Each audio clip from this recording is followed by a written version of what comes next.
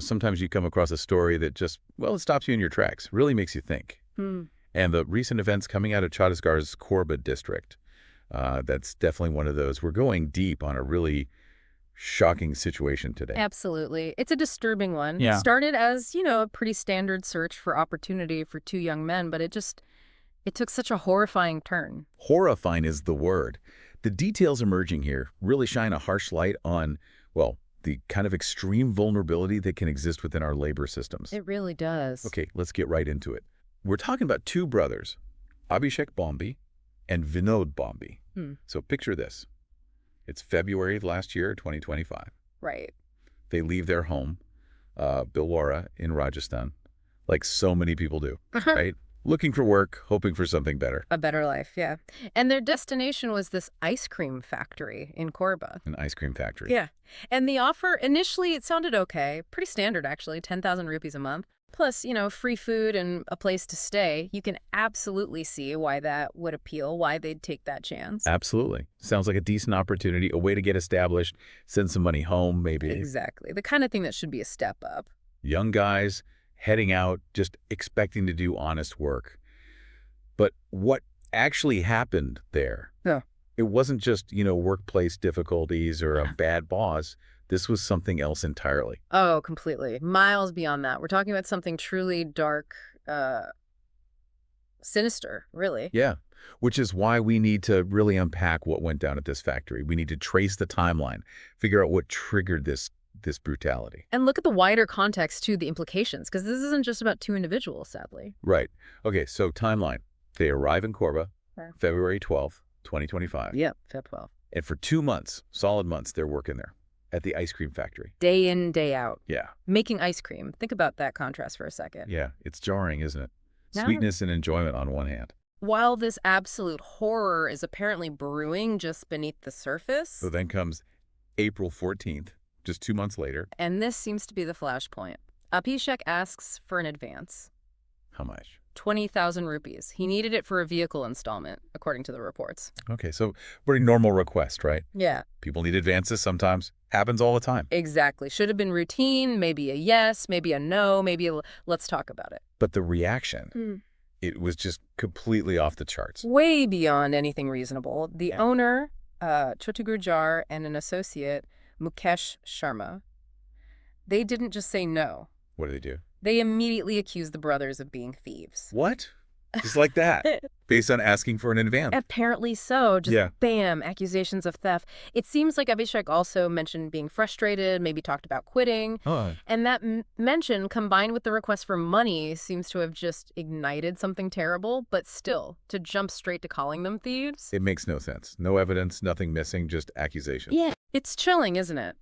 The leap from a simple wage advance request and maybe an employee thinking of leaving to that. It suggests a mindset of just total control, maybe? Yeah, like how dare they ask? How dare they think of leaving? And what they reportedly did next is just, it's sickening. They stripped the brothers, Oh, God. then subjected them to electric shocks. Electric shock? Yeah.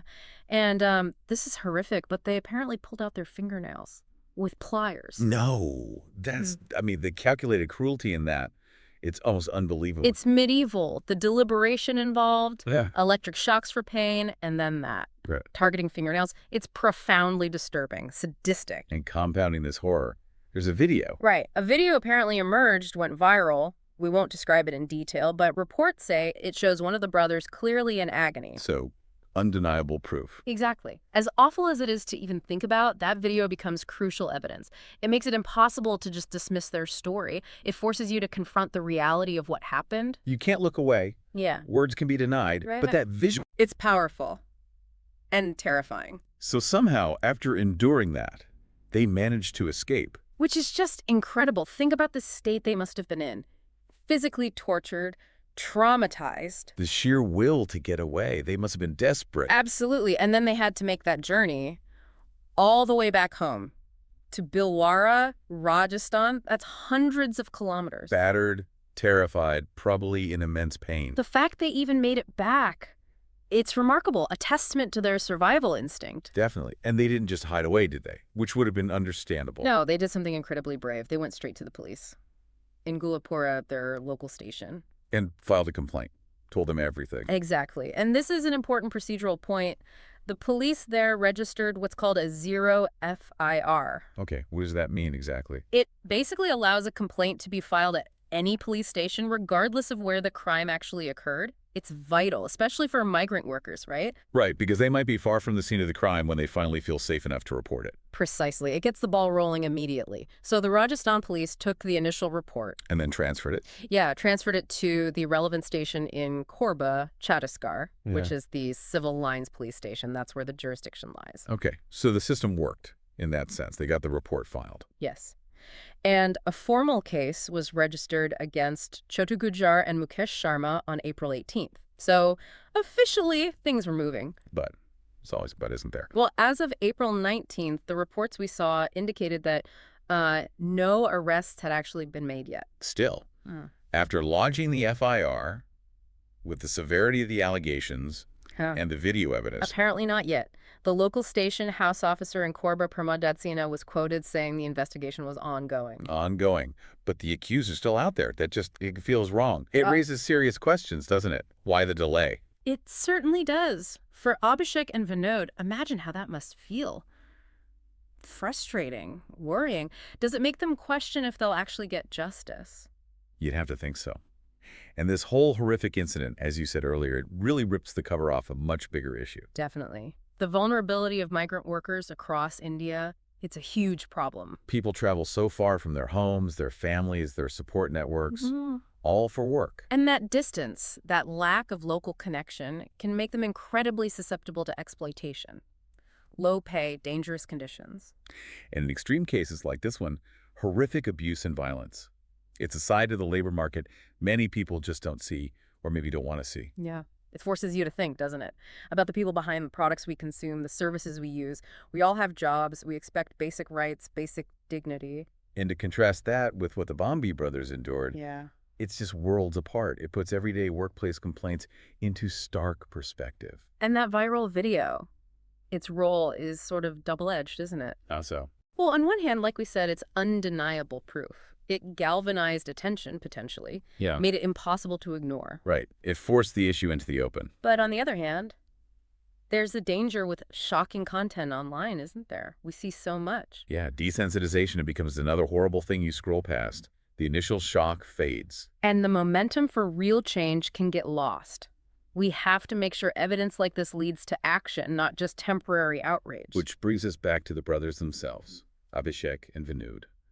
Their courage. It's extraordinary. After everything they went through, torture, escape, the journey home, to then face their abusers legally. That takes incredible strength. Huge strength. And that detail about Abhishek saying his simple request for money seemed to be the trigger. It really highlights how precarious their situation was, how volatile that environment must have been. Their determination not to be silenced is just remarkable. Truly.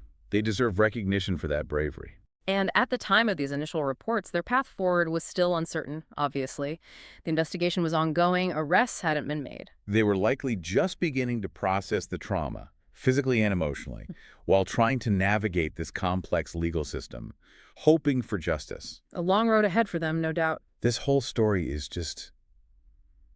it's gut-wrenching. The contrast, isn't it?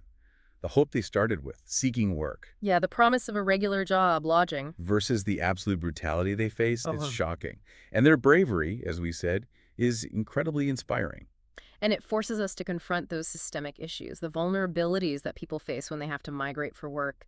Vulnerabilities often hidden from view. It makes you think about the unseen stories, doesn't it? Behind everyday things, like ice cream in this case. Exactly. There are human beings involved in these supply chains, often facing immense pressures and risks we never consider. What's the true cost of the things we buy? That's the big question, isn't it? It really lingers after hearing something like this. What responsibility do we have as consumers, as just members of society? When we hear about exploitation, about abuse in the places where our goods are made or services provided, what's our role? How do we push for better conditions, better protections? It's not an easy question. No simple answers. But this deep dive, this story, it absolutely compels us to ask it, to think beyond the price tag. It does. And all we can really hope for now is first, a just and swift resolution for Abhishek and Vinod. They deserve that, at the very least. Absolutely. And second, that horrific stories like this fuel real lasting change to better protect workers' rights everywhere. So this kind of thing just doesn't happen again.